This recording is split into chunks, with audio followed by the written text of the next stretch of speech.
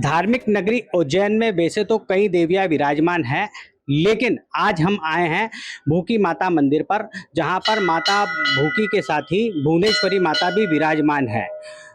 बताया जाता है कि इस मंदिर में पहले नर बलि दी जाती थी, लेकिन सम्राट विक्रमादित्य ने इस प्रथा को धीरे धीरे बंद करवाया और माता को कुछ इस प्रकार से खुश किया कि अब माता शिप्रा तट पर विराजमान है और यहाँ आने वाले सभी भक्तों के कष्टों को हर रही है। हमारे साथ है इस मंदिर के पुजारी पंडित विजय जी, जो कि बताएंगे कि मंदिर की क्या विशेषता है और यहाँ पर आने वाले भक्तों की मुराद आखिर किस तरीके से पूरी होती है। गुरु जी बताएं। यहाँ जो भी आते हैं, जो भी मनोकामनाएं मांगते हैं, माता उनकी मनोकामनाएं पूरी करती है। अब जैसे कोई बलि देना चाहता है माता को, उन्होंने मनोकामना में बलि देने की मांग करी तो वो बकरा लाते हैं या मुर्गा लाते हैं और माता के यहाँ उसकी बलि देते हैं और उसका भोग लगाया जाता है माता को प्रसन्न रखने के लिए, और माता हर प्रकार की मनोकामनाएं पूरी करती है। मैं जानना चाहूंगा कि जो भूखी माता है जो क्रोधित हो गई थी और वो यहाँ पर जो नर बलि लेती थी, उसके लिए सम्राट विक्रमादित्य की क्या कथा है, क्या किया था उन्होंने? सम्राट राजा विक्रमादित्य ने, जब ये दोनों माताएं अवंतिका नगरी में रहती थी, जो भी बाकी देवियां हैं उनके साथ में ही सभी देवियां रहती थी, और रोजाना ये माता को एक राजा का भक्षण होता था।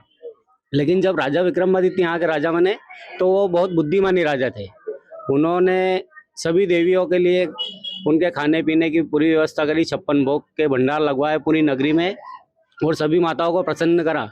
और ये माता के लिए एक विशेष मेवा मिष्ठान का एक पुतला बनवाया और माता को उसका भोग लगाया, और माता वो मेवा मिष्ठान का पुतला खा के माता प्रसन्न हो गई। उनके मुंह से वचन निकल गया कि जो कोई मानव हमारी बात सुन रहा है वो जो मांगेगा वो पाएगा। तो राजा विक्रमादित्य ने वचन में इनसे मांग लिया कि आप जो है राजा का भक्षण करते हो, मनुष्य का भक्षण करते हो, आप ये बंद कर दो, और इनको जो है अवंतिका की सीमा से बाहर स्थापित होने को कहा। तो आज ये माता जो है नदी के उस पार, मतलब अवंतिका की सीमा से बाहर है, और नदी के तट पे विराजमान है ये माता का विशेष पूजन अर्चन यहाँ पे नवरात्रि की अष्टमी पर किया जाता है। जो सरकार भी इसमें माता जी को मदिरा का भोग लगाती है और विशेष भोग लगाया जाता है। क्या है विशेष मदिरा का ही भोग लगाते हैं प्रशासन की ओर से। तो और सारे नगर में जितने भी देवियों के मंदिर है, सब देवियों पे प्रशासनिक पूजा जाती है, और विशेषकर यहाँ, क्योंकि यह माता जो है अवंतिका नगरी की रक्षा करने वाली माता है, और इनको प्रसन्न रखने के लिए, इनको खुश रखने के लिए सरकारी पूजा हर वर्ष आती है। मैं जानना चाहूंगा जो नींबुओं की माला और जो विशेष यहाँ पे पूजन सामग्री चढ़ाई जाती है, क्या क्या विशेष सामग्री चढ़ाई जाती है, थोड़ा?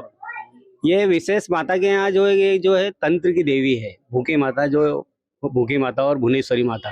तो ये नींबू जो है तंत्र में विशेष करके उपयोग में लिए जाते हैं, और भूरा कद्दू जिसे बोलते हैं हम, जैसे मान लो कोई बकरे की बलि नहीं देना चाहता है तो वो यहाँ माता को भूरा कद्दू अर्पण करते हैं, तो वो भी एक बलि का प्रकार है, उसमें भी माता उसको बलि के रूप में स्वीकार करती है। मैं जानना चाहूंगा कि जो नीचे शिप्रा तट पे भी एक मंदिर बना हुआ है, कहा जाता है कि ये भी जो असली मंदिर है वो वाला मंदिर है, और जो यहाँ के पंडित थे उनको स्वप्न दिया गया था, उसके बाद यहाँ पे माता जी की फिर से स्थापना कुछ की गई। जी, वो जो आप नदी में मंदिर है वहाँ पे माता प्रकट हुई थी, और हमारे पूर्वजों के माता ने दर्शन दिए, और फिर हमारे पूर्वजों ने इनके छोटा सा एक मंदिर बनवाया।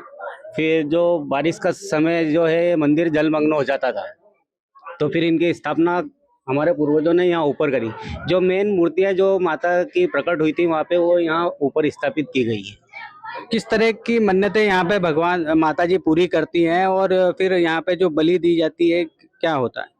यहाँ हर प्रकार की मन्नत पूरी होती है, और विशेष कर जो जिनके घर कई वर्ष हो जाते हैं, उनके यहाँ संतान नहीं होती है, वो आते हैं यहाँ माता के मंदिर के पीछे दीवार पर एक उल्टा स्वास्तिक बनाते हैं गोबर से, और माता से मनोकामना करते हैं, और माता उनकी मनोकामना पूर्ण करती है। तो भूखी माता और भुवनेश्वरी माता का ये जो दरबार है, यहाँ पर माता के मंदिर के पीछे जो भी व्यक्ति यहाँ पर आता है, श्रद्धा से माता का पूजन अर्चन करता है, उनसे मनोकामना करता है, और गोबर से जो उल्टा स्वास्तिक बनाता है, उसके बाद उनकी मनोकामनाएं माता पूर्ण करती है और उनकी झोलियां भरती है, उनके भंडार भरती है। अमर उजाला के लिए उज्जैन से नीलेश नागर की खबर। आपके राज्य की खबरें, आपके शहर की खबरें सबसे पहले जानने के लिए देखते रहें अमर उजाला। चैनल को सब्सक्राइब जरूर कर लें और पाएं हर अपडेट।